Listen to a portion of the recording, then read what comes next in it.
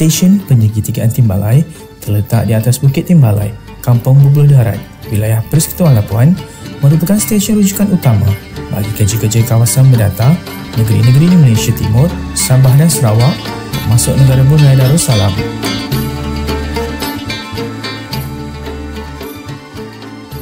Mula dibina pada tahun 1948 di atas satu kawasan tanah rizab seluas 1.288 hektar.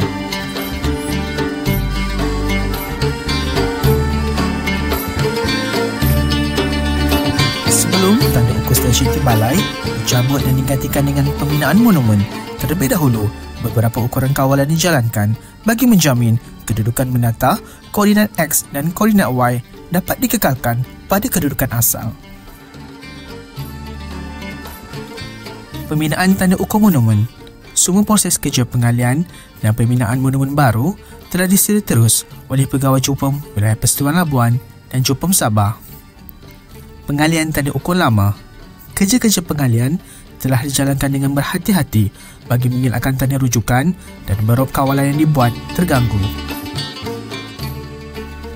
Majlis Perasmian penyempurnaan kerja naik taraf Stesen Penyegitigaan Timbalai telah disempurnakan oleh Yang Berbahagia Datuk Abdul Majid bin Muhammad, Ketua Pengarah Ukur dan Pemetaan Malaysia pada 10 Mac 1999. Ordinan Tanah Sabah, perizapan tanah bagi maksud awam.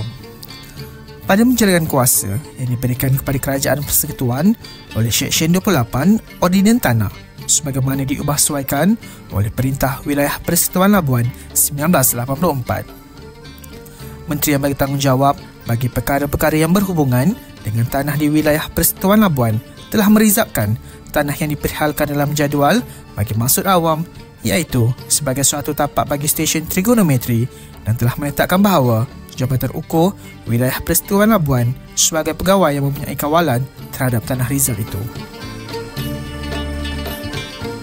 Stesen Trigonometri Timbalai telah menerima kunjungan pelawat yang memberansangkan dari dalam dan luar negara selaras dengan kepentingan stesen tersebut kepada bidang ukur dan pemetaan serta pewartaan stesen sebagai tapak warisan negara.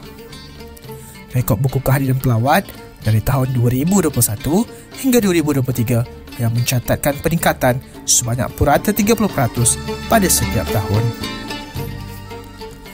Notis penetapan tapak sebagai tapak warisan Seksyen 31 Akta Warisan Kebangsaan 2005 kepada Jabatan Ukur dan Pemetaan Malaysia Wilayah Persekutuan Labuan Tingkat 7 Blok 4 Kompleks Jana Keuangan Peti Surat 86-87-008 Wilayah Persekutuan Labuan.